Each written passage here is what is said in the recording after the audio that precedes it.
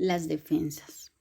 Para comprender todo este asunto de la parte oculta de la relación padre-hijos, necesitamos hablar primero de los mecanismos de defensa. Estos son medios que utilizamos inconscientemente para hacer frente a las situaciones difíciles, distorsionando, disfrazando o rechazando la realidad y reducir así la ansiedad. Existen alrededor de 13 mecanismos de defensa. Sin embargo, para los objetivos de este libro nos centraremos en 3 de ellos: la proyección, la negación y la formación reactiva. De esta última hablaré en el capítulo 5. Si bien todos en ciertos momentos utilizamos algún mecanismo de defensa, eso sucede en mínimo grado en las personas psicológicamente sanas y maduras, ya que tienen un muy buen grado de autoconocimiento y manejo de sus propios procesos. En efecto, mientras más sana es una persona, menos utiliza los mecanismos de defensa y, cuando lo hace, casi siempre es consciente de ello. Debido a que en este libro revisaremos las diferentes formas de proyección que los padres activamos con nuestros hijos y cómo la negación nos impide reconocerlos. A continuación, explicaré en qué consisten estos dos mecanismos de defensa y que son además muy interesantes. La proyección es el proceso de atribuir a otros lo que le pertenece a uno mismo, de tal forma que aquello que percibimos en los demás es en realidad una proyección de algo que nos pertenece.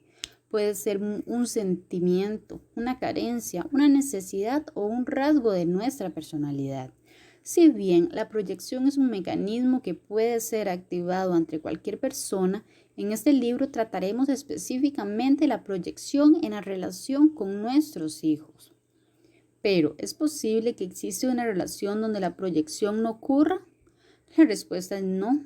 Mientras vivamos en un cuerpo físico en el planeta Tierra, estaremos proyectando. Sin embargo, este mecanismo de defensa no está mal en sí mismo, ya que puede ser un eficaz medio de autoconocimiento, pues los demás funcionan como espejos de cuerpo entero que nos permiten ver nuestros rasgos funcionales y disfuncionales, algo que sería muy difícil identificar de otro modo.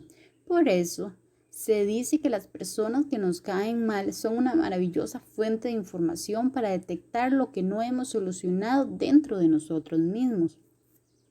Es importante mencionar que la proyección no aparece únicamente en un sentido negativo, es decir, no solo proyectamos en los otros nuestros conflictos de personalidad, sino también nuestras áreas de luz, de manera que todo eso que te gusta de otra persona es también una proyección de los aspectos bellos y sanos de ti mismo. Las personas que critican constantemente, que en todo y en todos encuentran un motivo de queja, que perciben siempre el punto negro en el mantel blanco, tienen un gran desprecio por sí mismos, una sombra tan grande que constantemente la proyectan a su alrededor. Asimismo, quienes ven belleza, bondad y luz en otros están proyectando su propia belleza, bondad y luz. Otro mecanismo de defensa del que es indispensable hablar es el de la negación. Esto se refiere a la no aceptación de una realidad que puede ser externa, por ejemplo, algo que está sucediendo en la vida de las personas, o interna, como una necesidad, un sentimiento, un deseo o un rasgo de personalidad que resultan amenazantes y difíciles de reconocer. Lo primero que necesitas hacer si quieres cambiar algo es salir de la negación, ya que es imposible manejar lo que no aceptas ni reconoces. ¿Cómo buscas soluciones a un problema si te aferras a la idea de que dicho problema no existe? Salir de la negación y reconocer que hay algo que no funciona, que necesita ser cambiado e incluso reconocer que a veces no puedes solo y necesitas ayuda es el primer gran paso, sin el cual no son posibles la curación y el cambio. Después de este paso, por cierto, quizás el más difícil, todo lo demás viene casi por añadidura. Pero, ¿por qué es tan difícil reconocer nuestros sentimientos mal llamados negativos? Los sentimientos no son negativos o positivos, simplemente son, como la envidia, el resentimiento, la ira o el miedo. ¿Por qué es tan difícil aceptar que tenemos un problema, que no sabemos cómo resolverlo y que tal vez estemos equivocándonos? porque casi todos nosotros crecimos dentro de sistemas familiares, escolares y sociales en los que aprendimos que cometer un error es vergonzoso, así como tener un problema y no saber cómo hacerle frente o necesitar ayuda. Todo esto lo vemos como signo de ignorancia, debilidad y por lo tanto preferimos ocultarlo para no sentirnos tontos, débiles o ignorantes.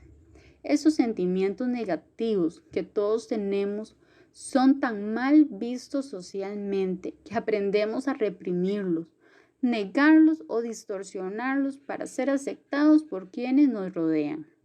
Entonces, poco a poco nos convertimos en expertos en negación y vamos por la vida, a veces durante años, mintiéndonos a nosotros mismos, porque la negación es eso, una gran mentira que apuntalamos y sostenemos a costa de lo que sea para no enfrentarnos a una realidad que nos resulta sumamente amenazante. Otras importantes razones para mantener la negación son el miedo o la comodidad, ya que si reconoces que hay un problema, debes hacer algo al respecto. Aunque parezca increíble, muchas personas continúan en negación aún después de ver evidencias clarísimas del problema. Por ejemplo, ven a su hijo consumir drogas o a su cónyuge tener una relación extramarital, o bien que su hija es víctima del abuso sexual de un familiar. Reconocer esto implica tomar decisiones muy drásticas, un divorcio tal vez, una ruptura en las relaciones familiares, una confrontación o, en pocas palabras, entrar en un proceso difícil para el que no siempre se está preparado. Recuerdo casos drásticos a propósito de la negación, como el de una madre que, teniendo frente a ella a su hijo visiblemente drogado y alcoholizado, repetía sin cesar: no está pasando nada, todo está bien. O aquel joven adolescente que presentaba comportamientos verdaderamente alarmantes, como robar en las casas de los vecinos, hurtar motocicletas y artículos en las tiendas. Al serle expuesto el caso, su padre argumentaba: son cosas propias de la adolescencia. Y la madre de una niña de 5 años que era víctima de abuso sexual por parte de su padrastro. Aun cuando la niña había informado sobre esto repetidas veces a su madre, ella le respondía: no puede ser, seguramente estás equivocada. Así es la negación. No es que esas personas estuvieran intencionalmente evadiendo la realidad, sino que en verdad no son capaces de verla, porque reconocerla implicaría tomar cargas enormes de miedo, de culpa, de impotencia y tener que tomar decisiones drásticas y difíciles al respecto. En ocasiones lo que negamos no son realidades que están sucediendo, sino sentimientos o necesidades a los que por alguna razón no podemos hacer frente. Decimos entonces cosas como: claro que no me molesta, no me duele, no me importa, etc.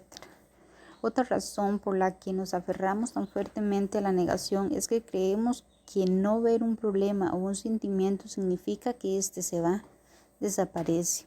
Frecuentemente escucho a personas aconsejar a alguien que está pasando por alguna situación difícil: no pienses más en eso o no hables de eso. Pero las cosas no funcionan así.